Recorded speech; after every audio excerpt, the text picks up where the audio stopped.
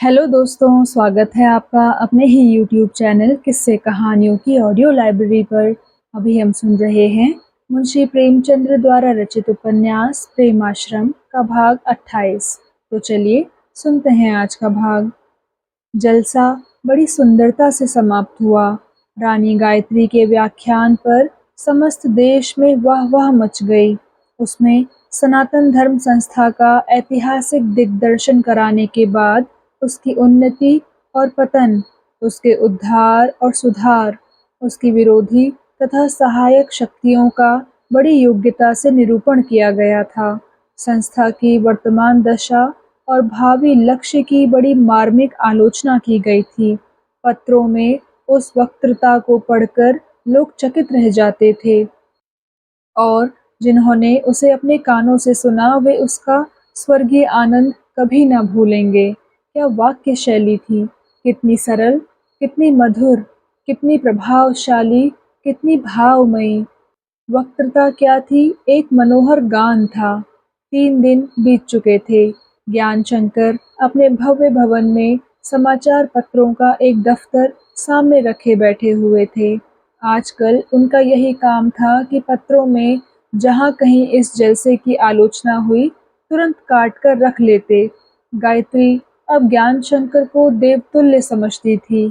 उन्हीं की बदौलत आज समस्त देश में उसकी सुकीर्ति की धूम मची हुई थी।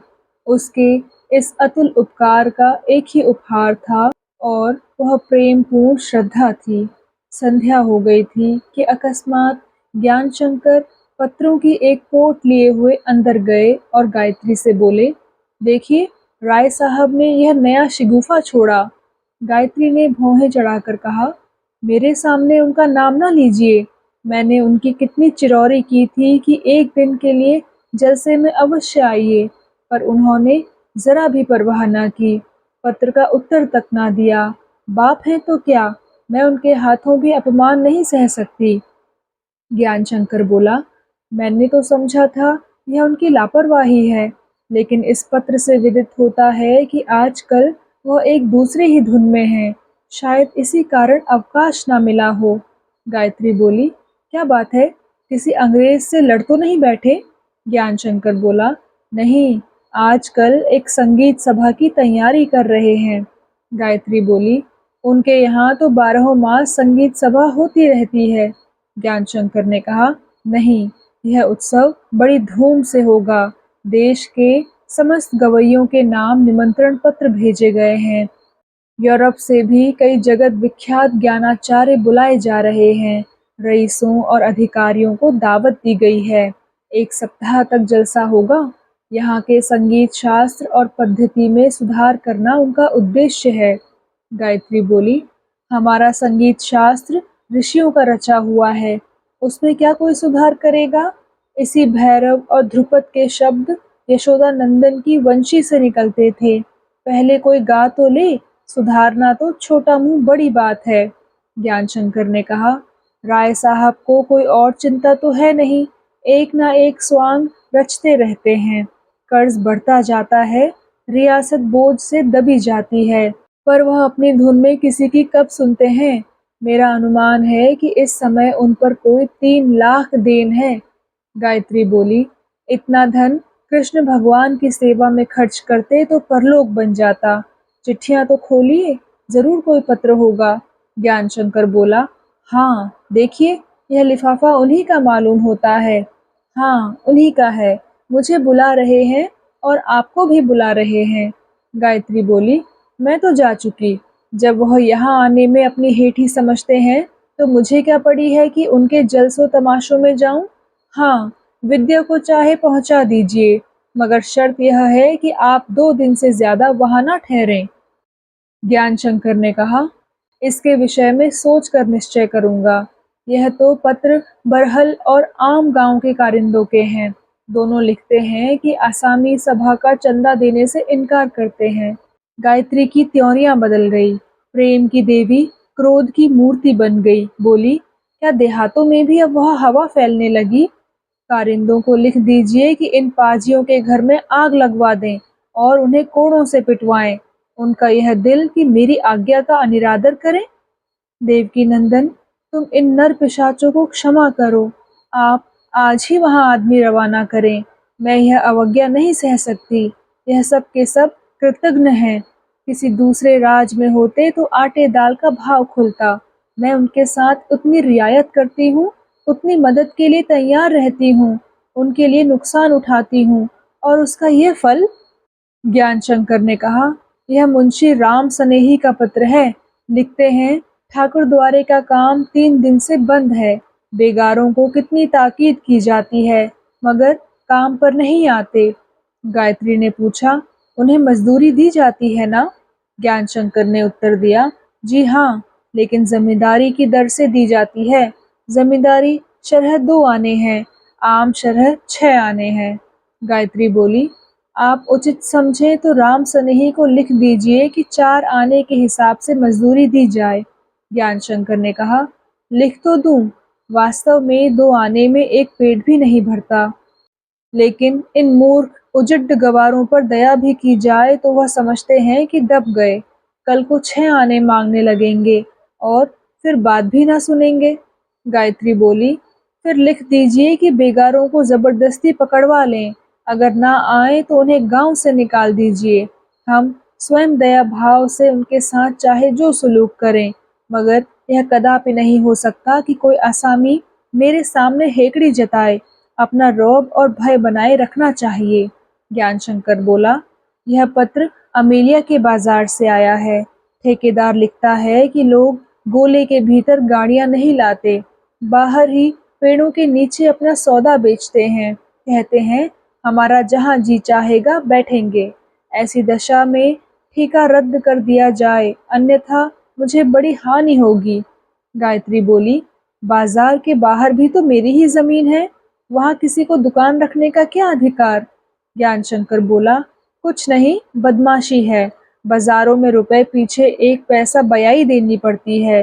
तौल ठीक ठीक होती है, कुछ धर्मार्थ कटौती देनी पड़ती है।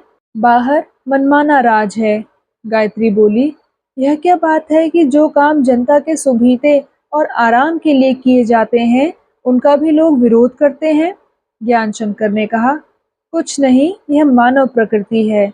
मनुष्य को स्वभावतः दबाव से, रोकथाम से, चाहे वह उसी के उपकार के लिए क्यों ना हो, चिढ़ ही होती है। किसान अपने मूर्ख पुरोहित के पैर धो धो कर पिएगा, लेकिन कारिंदा को, चाहे वह विद्वान ब्राह्मण ही क्यों ना हो, सलाम करने में भी उसे संकोच होता है। यों चाहे वह दिन भर धूप में खड़ा रहे, लेकिन कारिंदा या चपरासी को देखकर चारपाई से उठना उसे असह्य होता है। वह 8 पहर अपनी दीनता और विवशता के भार से दबा रहना नहीं चाहता। अपनी खुशी से नीम की पत्तियां चबाएगा, लेकिन जबरदस्ती दूध और शरबत भी ना पिएगा, यह जानते हुए भी कि हम उन पर सख्ती करने के लिए बाध्य हैं। इतने में मायाशंकर एक पीतांबर ओढ़े हुए ऊपर से उतरा। अभी उसकी उम्र 14 वर्ष से अधिक न थी, किंतु मुख पर एक विलक्षण गंभीरता और विचारशीलता झलक रही थी, जो इस अवस्था में बहुत कम देखने में आती है। ज्ञानशंकर ने पूछा, कहाँ चले मुन्नू? माया ने तीव्र नेत्रों से देखते हुए कहा, घाट की तरफ संध्या करने जाता हूँ। ज्ञानशंकर बोले, आज सर्दी बहुत है, यहीं बाग में क्यों नहीं कर लेते? मायाशंकर बोला, वहाँ एकांत में चित्त खूब एकाग्र हो जाता है। वह चला गया तो ज्ञानशंकर ने कहा, इस लड़के का स्वभाव बड़ा विचित्र है, समझ में ही नहीं आता। सवारियां सब तैयार हैं, पर पैदल ही जाएगा, किसी को साथ भी नहीं लेता। गायत्री बोली, मेहरियां कहती हैं, अपना बिछावन तक किसी को नहीं छूने देते। वह बेचारियां इनका मुंह जोहा करती हैं कि कोई काम करने को कहें, पर किसी से कुछ मतलब ही नहीं। ज्ञानशंकर बोला, इस उम्र में कभी कभी यह सनक सवार हो जाया करती है। संसार का कुछ ज्ञान तो होता नहीं। पुस्तकों में जिन नियमों की सराहना की गई है, उनके पालन करने को प्रस्तुत हो जाते हैं, लेकिन मुझे तो यह कुछ मंद बुद्धि सा जान पड़ता है। इतना बड़ा हुआ, पैसे की कदर ही नहीं जानता। अभी 100 रुपए दे दीजिए तो शाम तक पास कौड़ी भी ना रहेगी, न जाने कहाँ उड़ा देता है। किंतु इसके साथ ही मांगता कभी नहीं। जब तक खुद ना दीजिए अपनी ज़बान से कभी ना कहेगा। गायत्री बोली, मेरी समझ में तो यह पूर्व जन्म में कोई सन्यासी रहे होंगे। ज्ञानशंकर ने आज की गाड़ी से बनारस जाकर विद्या को साथ लेते हुए लखनऊ जाने का निश्चय किया। गायत्री बहुत कहने सुनने पर भी राजी न हुई। राय कमलानंद को देखे हुए हमें लगभग 7 वर्ष हो गए, पर इस कालक्षेप का उन पर कोई चिन्ह नहीं दिखाई देता। बल पौरुष, रंग ढंग सब कुछ वही है। यथापूर्व उनका समय सैर और शिकार, पोलो और टेनिस, राग और रंग में ही व्यतीत होता है। योगाभ्यास भी करते जाते हैं। धन पर वह कभी लोलुप नहीं हुए और अब भी उसका आदर नहीं करते। जिस काम की धुन हुई उसे करके छोड़ते हैं। इसकी जरा भी चिंता नहीं करते कि रुपए कहाँ से आएंगे। वह अब भी सलाहकारी सभा के मेंबर हैं। इस बीच में 2 बार चुनाव हुआ और दोनों बार वही बहुमत से चुने गए। यद्यपि किसानों और मध्य श्रेणी के मनुष्यों को भी वोट देने का अधिकार मिल गया था, तथापि राय साहब के मुकाबले में कौन जीत सकता था। किसानों के वोट उनके और उनके अन्य भाइयों के हाथों में थे और मध्य श्रेणी के लोगों को जातीय संस्थाओं में चंदे देकर वशीभूत कर लेना कठिन न था। राय साहब इतने दिनों तक मेंबर बने रहे, पर उन्हें इस बात का अभिमान था कि मैंने अपनी ओर से काउंसिल में कभी कोई प्रस्ताव न किया। वह कहते, मुझे खुशामदी टट्टू कहने में अगर किसी को आनंद मिलता है तो कहे, मुझे देश और जाति का द्रोही कहने से अगर किसी का पेट भरता है तो मुझे कोई शिकायत नहीं है, पर मैं अपने स्वभाव को नहीं बदल सकता। अगर रस्सी तुड़ाकर मैं जंगल में अबाध्य फिर सकूं तो मैं आज ही खूंटा उखाड़ फेंकूं। लेकिन जब मैं जानता हूं कि रस्सी तुड़ाने पर भी मैं बाड़े से बाहर नहीं जा सकता, बल्कि ऊपर से और डंडे पड़ेंगे, तो फिर खूंटे पर चुपचाप खड़ा क्यों ना रहूं। और कुछ नहीं तो मालिक की कृपा दृष्टि तो रहेगी। जब राज सत्ता अधिकारियों के हाथ में है, हमारे असहयोग और असम्मति से उसमें कोई परिवर्तन नहीं हो सकता, तो इसकी क्या ज़रूरत है कि हम व्यर्थ अधिकारियों पर टीका टिप्पणी करने बैठें और उनकी आंख में खटकें। हम काठ के पुतले हैं, तमाशे दिखाने के लिए खड़े किए गए हैं। इसलिए हमें डोरी के इशारे पर नाचना चाहिए। यह हमारी खामख्याली है कि हम अपने को राष्ट्र का प्रतिनिधि समझते हैं। जाति हम जैसों को, जिसका अस्तित्व ही उसके रक्त पर अवलंबित है, कभी अपना प्रतिनिधि न बनाएगी। जिस दिन जाति में अपना हानि लाभ समझने की शक्ति होगी, हम और आप खेतों में कुदाली चलाते नजर आएंगे। हमारा प्रतिनिधित्व संपूर्णतः हमारी स्वार्थपरता और सम्मान लिप्सा पर निर्भर है। हम जाति के हितैषी नहीं हैं। हम उसे केवल स्वार्थ सिद्धि का यंत्र बनाए हुए हैं। हम लोग अपने वेतन की तुलना अंग्रेजों से करते हैं। आखिर क्यों? हमें तो सोचना चाहिए कि ये रुपए हमारी मुट्ठी में न आकर यदि जाति की उन्नति और उपकार में खर्च हो तो अच्छा है। अंग्रेज अगर दोनों हाथों से धन बटोरते हैं तो बटोरने दीजिए। वे इसी उद्देश्य से इस देश में आए हैं। उन्हें हमारे जाति प्रेम का दावा नहीं है। हम तो जाति भक्ति की हाँक लगाते हुए भी देश का गला घोंट देते हैं। हम अपने जाति व्यवसाय के अधःपतन का रोना रोते हैं। मैं कहता हूँ, आपके हाथों यह दशा और भी असाध्य हो जाएगी। हम अगणित मिलें खोलेंगे, बड़ी संख्या में कारखाने कायम करेंगे। परिणाम क्या होगा? हमारे देहात वीरान हो जाएंगे। हमारे कृषक कारखानों के मजदूर बन जाएंगे। राष्ट्र का सत्यानाश हो जाएगा। आप इसी को जातीय उन्नति की चरम सीमा समझते हैं? मेरी समझ में यह जातीयता का घोर अधःपतन है। जाति की जो कुछ दुर्गति हुई, हमारे हाथों हुई है। हम जमींदार हैं, साहूकार हैं, वकील हैं, सौदागर हैं, डॉक्टर हैं, पदाधिकारी हैं। इसमें कौन जाति की सच्ची वकालत करने का दावा कर सकता है? आप जाति के साथ बड़ी भलाई करते हैं तो कौंसिल में अनिवार्य शिक्षा प्रस्ताव पेश करा देते हैं। अगर आप जाति के सच्चे नेता होते तो वह निरंकुशता कभी ना करते। कोई अपनी इच्छा के विरुद्ध स्वर्ग भी नहीं चाहता। हम में तो कितने ही महोदयों ने बड़ी बड़ी उपाधियां प्राप्त की हैं, पर उस शिक्षा ने हम में सिवाय विलास लालसा और सम्मान प्रेम, स्वार्थ सिद्धि और अहंमन्यता के और कौन सा सुधार कर लिया। हम अपने घमंड में अपने को जाति का अत्यावश्यक अंग समझते हैं, पर वस्तुतः हम कीट पतंग से भी गए बीते हैं। जाति सेवा करने के लिए 2000 मासिक, मोटर, बिजली, पंखे, फिटन, नौकर या चाकर की क्या जरूरत है।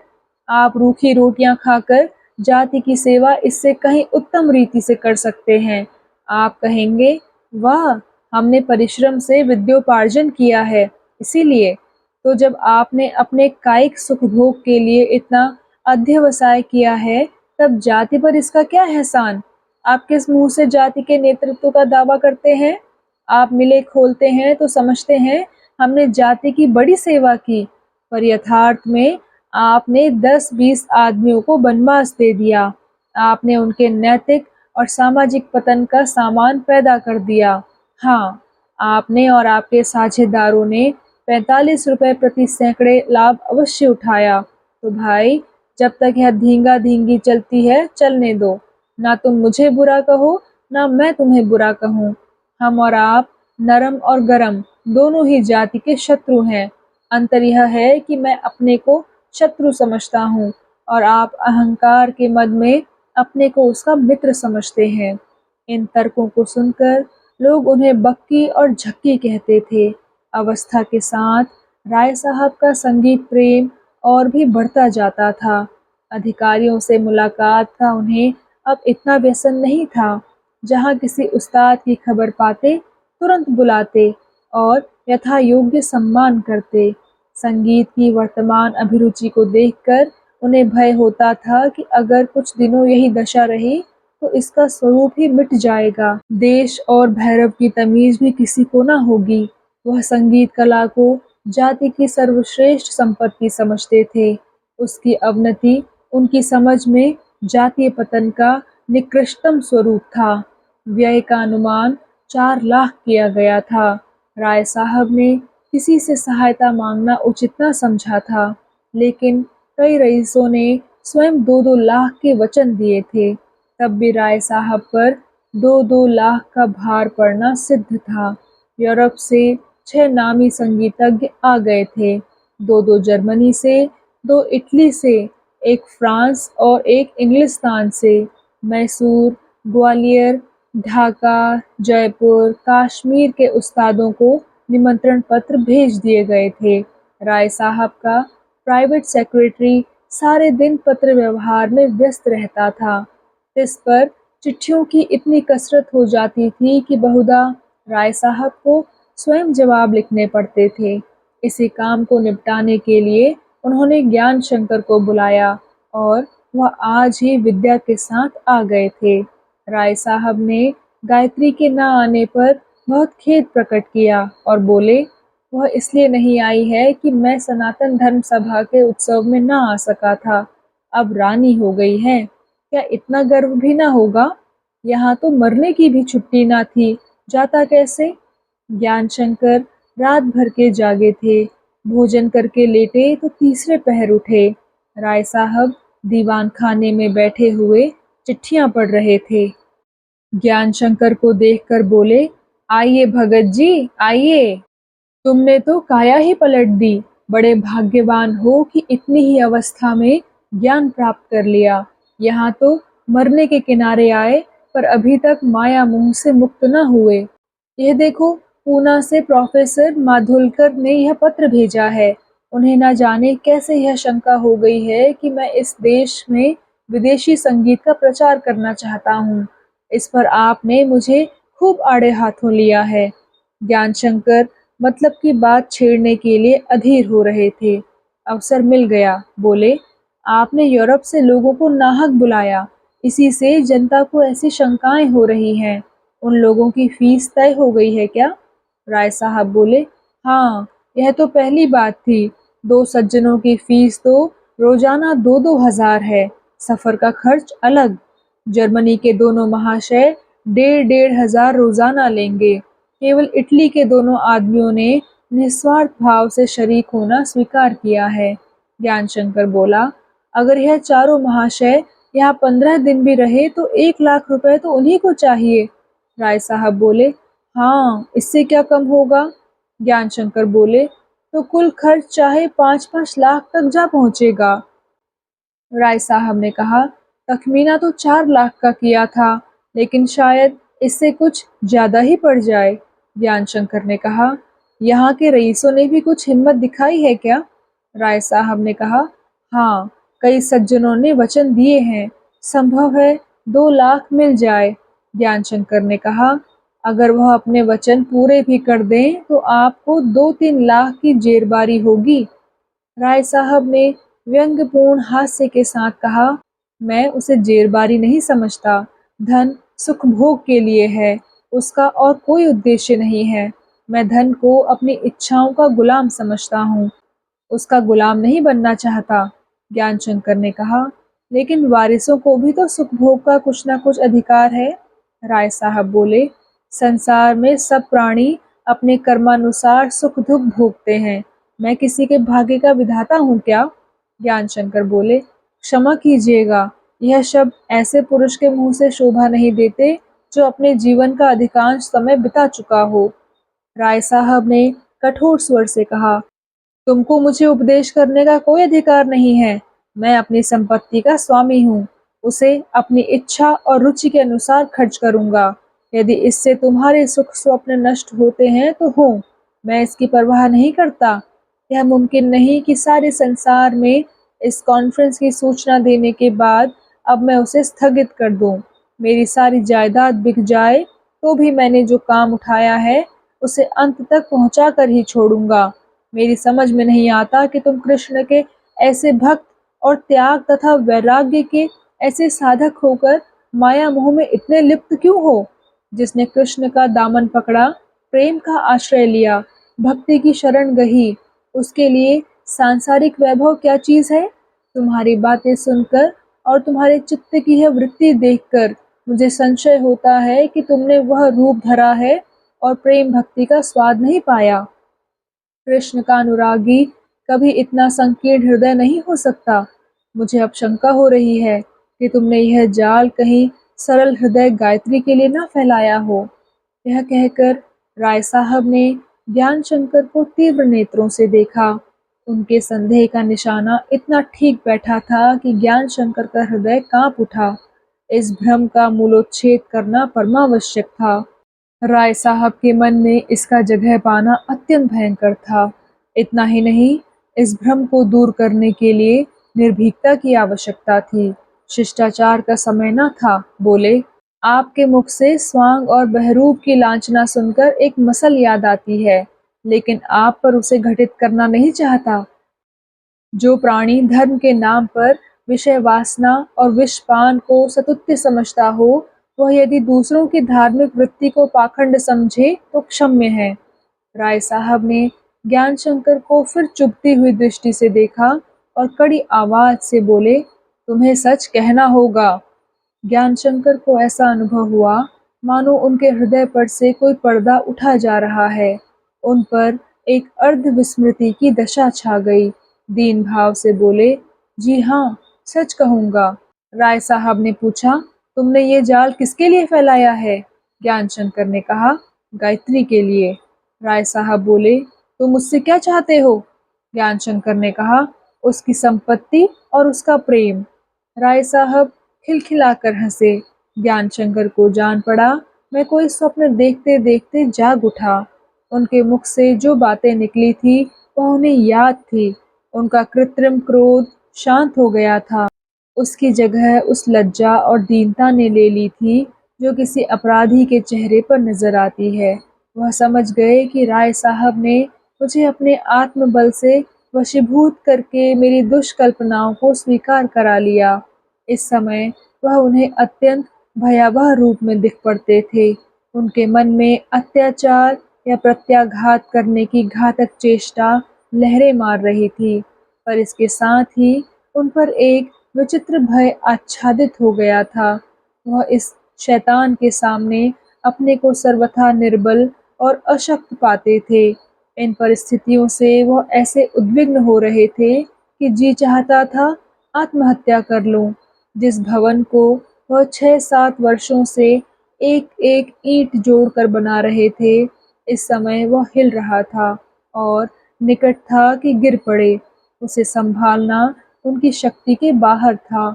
शोक, मेरे मंसूबे मिट्टी में मिले जाते हैं, इधर से भी गया।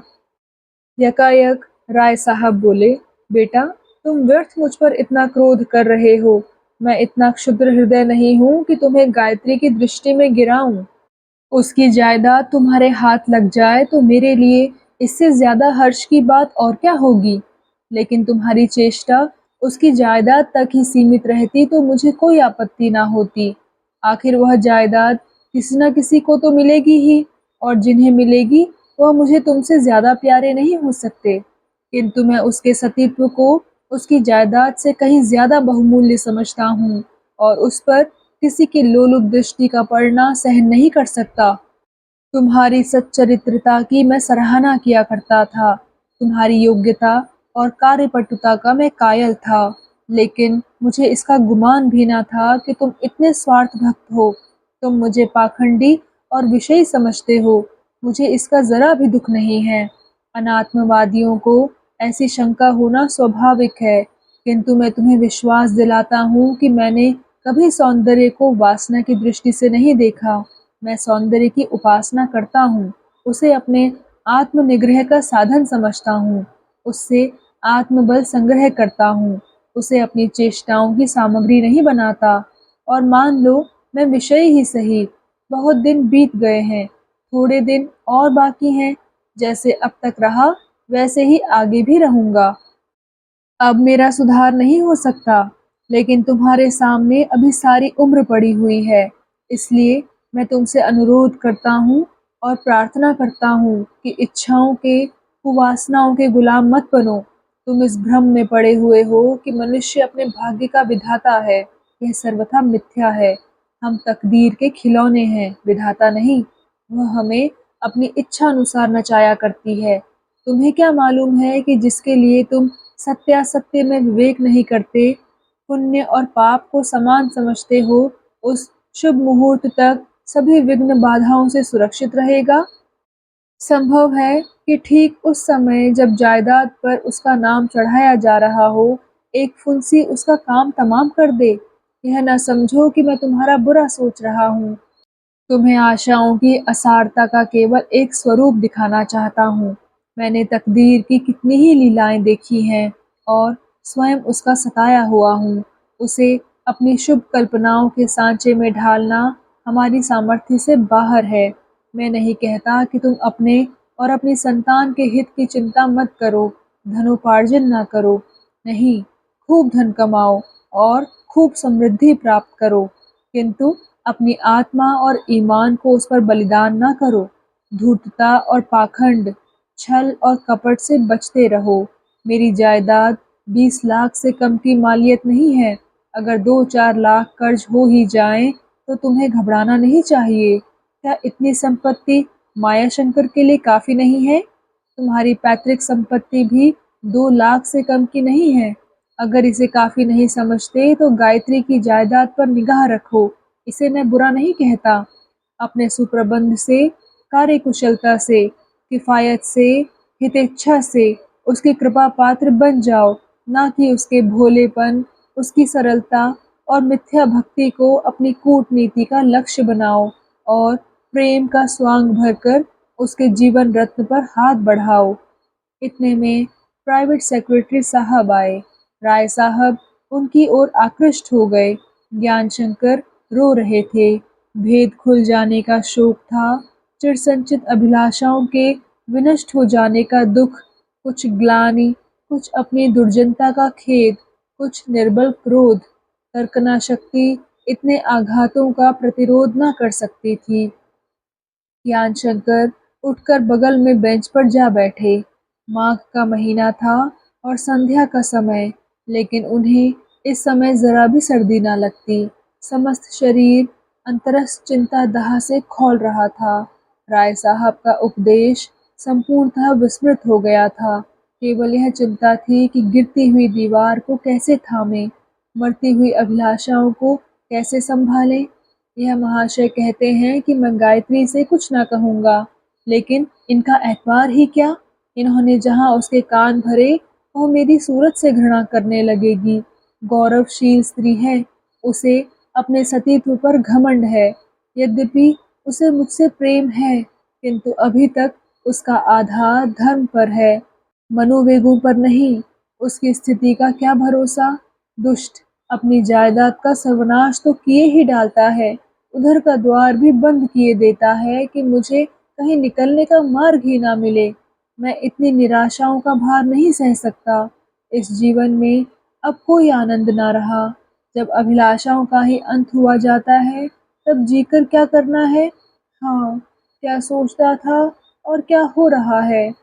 राय साहब तो शाम को क्लब चले गए और ज्ञान शंकर उसी निर्जन स्थान पर बैठे हुए जीवन और मृत्यु का निर्णय करते रहे। उनकी दशा उस व्यापारी की सी थी जिनका सब कुछ जलमग्न हो गया हो, या उस विद्यार्थी की सी थी जो वर्षों के कठिन श्रम के बाद परीक्षा में गिर गया हो। जब बाग में खूब ओस पड़ने लगी तो वह उठकर कमरे में चले गए। फिर उन्हीं चिंताओं ने आ घेरा। जीवन में अब निराशा और अपमान के सिवाय और कुछ नहीं रहा। ठोकरें खाता रहूंगा। जीवन का अंत ही अब मेरे डूबते हुए बेड़े को पार लगा सकता है। राय साहब इतने नीच हैं कि मरने पर भी मुझे बदनाम करें। उन्होंने बहुत सच कहा था कि मनुष्य अपने भाग्य का खिलौना है। मैं इस दशा में हूँ कि मृत्यु ही मेरे सारे दुखों का एकमात्र उपाय है। सामान्यतः लोग यही समझेंगे कि मैंने संसार से विरक्त होकर प्राण त्याग दिए, माया मोह के बंधन से मुक्त हो गया। ऐसे मुक्त आत्मा के लिए यह अंधकारमय जगत अनुकूल न था। विद्या की निगाह में मेरा आदर कई गुना बढ़ जाएगा और गायत्री तो मुझे कृष्ण का अवतार समझने लगेगी। बहुत संभव है कि मेरी आत्मा को प्रसन्न करने के लिए वह माया को गोद ले ले। चाचा और भाई दोनों मुझ पर कुपित हैं। मौत उनको भी नर्म कर देगी और मुश्किल ही क्या है। कल गोमती स्नान करने जाऊं, एक सीढ़ी भी नीचे उतर गया तो काम तमाम है। 20,000 जो मैं नकद छोड़े जाता हूँ, विद्या के निर्वाह के लिए काफी हैं। लखनपुर की आमदनी अलग। यह सोचते सोचते ज्ञान शंकर इतने शोकातुर हुए कि जोर जोर से सिसकियां भरकर रोने लगे। यही जीवन का फल है, इसलिए दुनिया भर के मंसूबे बांधे थे। यह दुष्ट कमलानंद मेरी गर्दन पर छुरी फेर रहा है। यही निर्दय मेरी जान का गाहक बना हुआ है। इतने में विद्यावती आ गई और बोली, आज दादाजी से तुम्हारी कुछ तकरार हो गई क्या। मुख्तार साहब कहते थे कि राय साहब बड़े क्रोध में थे। तुम नाहक उनके बीच में बोला करते हो। वह जो कुछ करे करने दो। अम्मा समझाते समझाते मर गई। इन्होंने कभी रत्ती भर परवाह न की। अपने सामने किसी को कुछ समझते ही नहीं। ध्यानशंकर बोला, मैंने तो केवल इतना कहा कि आपको व्यर्थ 2-3 लाख रुपया फूंक देना उचित नहीं है। बस इतनी सी बात पर बिगड़ गए। विद्या बोली, यह तो उनका स्वभाव ही है। जहाँ उनकी बात किसी ने काटी और वह आग हुए। बुरा मुझे भी लग रहा है, पर मुंह खोलते कांपती हूँ। ज्ञानशंकर बोला, मुझे इनकी जायदाद की परवाह नहीं है। मैंने वृंदावन बिहारी का आश्रय लिया है। अब किसी बात की अभिलाषा नहीं, लेकिन यह अनर्थ नहीं देखा जाता। विद्या चली गई। थोड़ी देर में महाराज ने भोजन की थाली लाकर रख दी, लेकिन ज्ञानशंकर को कुछ खाने की इच्छा न हुई। थोड़ा सा दूध पी लिया और फिर विचारों में मग्न हुए। स्त्रियों के विचार कितने संकुचित होते हैं, तभी तो इन्हें संतोष हो जाता है। वह समझती हैं आदमी को चैन से भोजन और वस्त्र मिल जाएं, गहने जेवर बनते जाएं, संतानें होती जाएं, बस और क्या चाहिए। मानो मानव जीवन भी अन्य जीवधारियों की भांति केवल स्वाभाविक आवश्यकताएं पूरी करने के लिए है। विद्या को कितना संतोष है। लोग स्त्रियों के इस गुण की बड़ी प्रशंसा करते हैं। मेरा विचार तो यह है कि धैर्य और संतोष उनकी बुद्धिहीनता का प्रमाण है। उनमें इतना बुद्धि सामर्थ्य ही नहीं होता कि अवस्था और स्थिति का यथार्थ अनुमान कर सकें। राय साहब की फूंक ताप विद्या को भी अखरती है, लेकिन कुछ बोलती नहीं, जरा भी चिंतित नहीं है। यह नहीं समझती कि वह सरासर अपनी ही हानि, अपना ही सर्वनाश है। दशा ने कैसा पलटा खाया है। अगर मेरे मंसूबे सफल हो जाते तो 2-4 वर्ष में मैं 3 लाख रुपए वार्षिक का आदमी होता, 10-15 वर्षों में अतुल संपत्ति का स्वामी होता। लेकिन मन की मिठाई खाने से क्या होता है? ज्ञानशंकर बड़ी गंभीर प्रकृति के मनुष्य थे। उनमें शुद्ध संकल्प की भी कमी न थी। झोंकों में उनके पैर न उखड़ते थे, कठिनाइयों में उनकी हिम्मत न टूटती थी। गोरखपुर में उन पर चारों ओर से दांव पेच होते रहे, लेकिन उन्होंने कभी परवाह न की। लेकिन उनकी अविचलता वह थी जो परिस्थिति ज्ञान शून्यता की हद तक जा पड़ती है। वह उन जुआरियों में न थे जो अपना सब कुछ एक दांव पर हार कर अकड़ते हुए चलते हैं। छोटी छोटी असफलताओं का असर उन पर न होता था, लेकिन उन मंतव्यों का नष्ट भ्रष्ट हो जाना जिन पर जीवन उत्सर्ग कर दिया गया हो, धैर्य को भी विचलित, अस्थिर कर लेता है। और फिर यहाँ केवल नैराश्य और शोक न था। मेरे छल कपट का पर्दा खुल गया। मेरी भक्ति और धर्मनिष्ठा की, मेरे वैराग्य और त्याग की, मेरे उच्चादर्शों की, मेरे पवित्र आचरण की कलई खुल गई। संसार अब मुझे यथार्थ रूप में देखेगा। अब तक मैंने अपनी तर्कनाओं से, अपनी प्रगल्भता से कलुषता को छिपाया। अब वह बात कहाँ?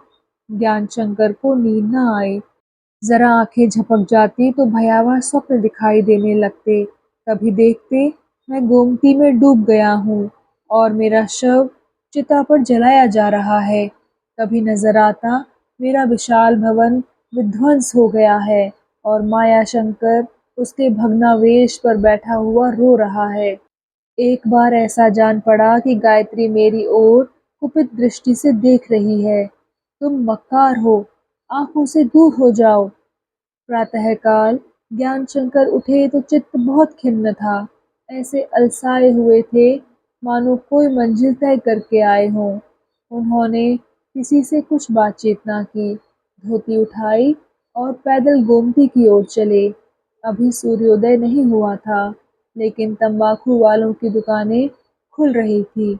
ज्ञानशंकर ने सोचा, क्या तंबाकू ही जीवन की मुख्य वस्तु है कि सबसे पहले इनकी दुकान खुलती है? जरा देर में मलाई मक्खन की ध्वनि कानों में आई। दुष्ट, कितना जीभ ऐंठ कर बोलता है। समझता होगा कि यह कर्णकटु शब्द रुचिवर्धक होंगे। भला गाता तो एक बात भी थी। अच्छा, चाय गरम भी आ पहुंची। गर्म तो अवश्य ही होगी, बिना फूंके पियो तो जीभ जल जाए, मगर स्वाद वही गर्म पानी का। यह कौन महाशय घोड़ा दौड़ाए चले आते हैं? घोड़ा ठोकर ले तो राय साहब की हड्डियां चूर हो जाएं। वह गोमती के तट पर पहुंचे तो भक्तजनों की भीड़ देखी। श्यामल जलधारा पर श्यामल कुहीर घटा छाई हुई थी। सूर्य की सुनहरी किरणें इस श्याम घटा में प्रविष्ट होने के लिए उत्सुक थी। 2-4 नौकाएं पानी में खड़ी कांप रही थी। ज्ञानशंकर ने धोती चौकी पर रख दी और पानी में घुसे तो सहसा उनकी आंखें सजल हो गई। कमर तक पानी में गए, आगे बढ़ने का साहस न हुआ। अपमान और नैराश्य के जिन भावों ने उनकी प्रेरणाओं को उत्तेजित कर रखा था, वह अकस्मात शिथिल पड़ गए। कितने रण मद के मतवाले रण क्षेत्र में आकर पीठ फेर लेते हैं। मृत्यु दूर से इतनी विकराल नहीं दिखती जितनी सम्मुख आकर। सिंह कितना भयंकर जीव है, इसका अनुमान उसे सामने देखकर हो सकता है। पहाड़ों को दूर से देखो तो ऊंची मेड़ के सदृश दिख पड़ते हैं। उन पर चढ़ना आसान मालूम होता है, किंतु समीप जाइए तो उनकी गगनस्पर्शी चोटियों को देखकर चित्त कैसा भयभीत हो जाता है। ज्ञानशंकर ने मरने को जितना सहज समझा था, उससे कहीं कठिन ज्ञात हुआ। उन्हें विचार हुआ, मैं कैसा मंद बुद्धि हूँ कि एक जरा सी बात के लिए प्राण देने पर तत्पर हो रहा हूँ। माना मैं राय साहब की नजरों में गिर गया, माना गायत्री भी मुझे मुंह न लगाएगी और विद्या भी मुझसे घृणा करने लगेगी। तब भी क्या मैं जीवन काल में कुछ काम नहीं कर सकता, अपना जीवन सफल नहीं बना सकता? संसार का कर्म क्षेत्र इतना लंबा नहीं है। मैं इस समय आज से 6-7 वर्ष पूर्व की अपेक्षा कहीं अच्छी दशा में हूँ। मेरे 20,000 रुपये बैंक में जमा हैं। 200 मासिक की आमदनी गांव से है। बंगला है, मोटर है। मकान किराए पर उठा दूं तो 50-60 रुपए माहवार और मिलने लगे। अगर किसी की चाकरी ना करूं तो भी एक भले आदमी की भांति जीवन व्यतीत कर सकता हूँ। राय साहब यदि मेरी कलई खोल दें तो क्या मैं उनकी खबर नहीं ले सकता? उन्हें अपने कलम के जोर से इतना बिगाड़ सकता हूँ कि वह किसी को मुंह दिखाने योग्य न रहेंगे। गायत्री भी मेरे पंजों में है। मेरी तरफ से जरा भी निगाह मोटी करे तो आन की आन में उसे इस उच्चासन से गिरा सकता हूँ। उसे मैंने ही नेकनाम बनाया है और बदनाम भी कर सकता हूँ। मेरी बुद्धि न जाने कहाँ चली गई थी। कूटनीति की रंगभूमि क्या इतनी संकीर्ण है? अब तक मुझे जो कुछ सफलता हुई है इसी की बदौलत हुई है, तो अब मैं उसका दामन क्यों छोड़ूं? उससे निराश क्यों हो जाऊं? अगर इसी टूटी हुई नौका पर बैठकर मैंने आधी नदी पार कर ली है, तो अब उस पर से जल में क्यों कूद पड़ूं? ज्ञानशंकर स्नान करके जल से निकल आए। उनका चेहरा विजय ज्योति से चमक रहा था, लेकिन जिस प्रकार विजयी सेना शत्रु दल को मैदान से हटाकर और भी उत्साहित हो जाती है और शत्रु को इतना निर्बल और अपंग बना देती है कि फिर उसके मैदान में आने की संभावना ही ना रहे, उसी प्रकार ज्ञानशंकर के हौसले भी बढ़े। सोचा, इसकी नौबत ही क्यों आने दूं कि मुझ पर चारों ओर से आक्षेप होने लगे और मैं अपनी सफाई देता फिरूं। मैं मरकर नेकनाम बनना चाहता था, क्यों ना मार कर वही उद्देश्य पूरा करूं। इस समय यही पुरुषोचित कर्तव्य है, मरने से मारना कहीं सुगम है। हे भाग्य विधाता, तुम्हारी लीला कितनी विचित्र है। तुमने मुझको मृत्यु के मुख से निकाल लिया, बाल बाल बचा। मैं अब भी अपने मंसूबों को पूरा कर सकता हूँ। विभव, यश, सुकीर्ति सब कुछ मेरे अधीन है। केवल थोड़ी सी हिम्मत चाहिए। ईश्वर का कोई भय नहीं, वह सर्वज्ञ है। पर्दा तो केवल मनुष्य की आंखों पर डालना है और मैं इस काम में सिद्धहस्त हूँ।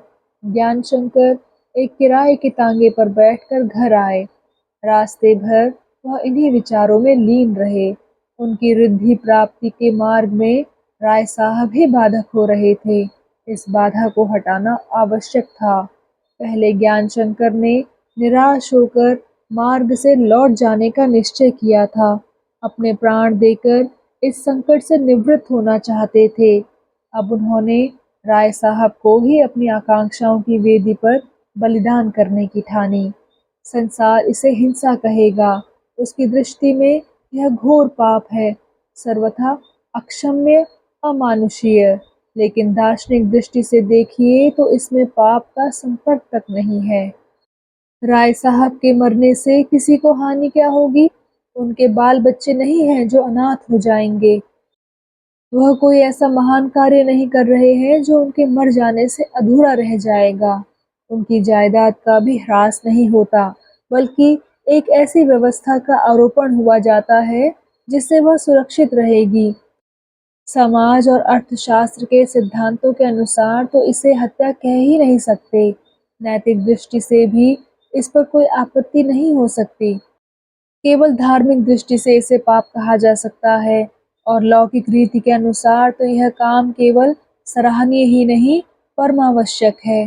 यह जीवन संग्राम है। इस क्षेत्र में विवेक, धर्म और नीति का गुजर नहीं। यह कोई धर्म युद्ध नहीं है। यहाँ कपट, दगा, फरेब सब कुछ उपयुक्त है। अगर उससे अपना स्वार्थ सिद्ध होता है तो यहाँ छापा मारना, आड़ से शस्त्र चलाना विजय प्राप्ति के साधन हैं। यहाँ औचित्य अनौचित्य का निर्णय हमारी सफलता के अधीन है।